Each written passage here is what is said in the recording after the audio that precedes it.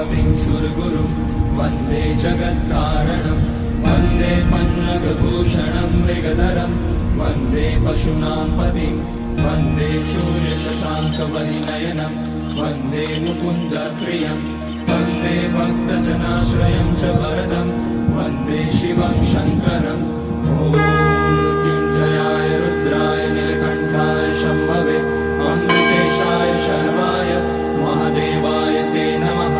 नमस्तेऽस्तु भगवन् विश्वेश्वराय महादेवाय त्र्यम्बकाय त्रिपुरान्तकाय त्रिकाग्निकालाय कालाग्निरुद्राय नीलकण्ठाय मृत्युञ्जयाय सर्वेश्वराय सदाशिवाय श्रीमान् महादेवाय नमः।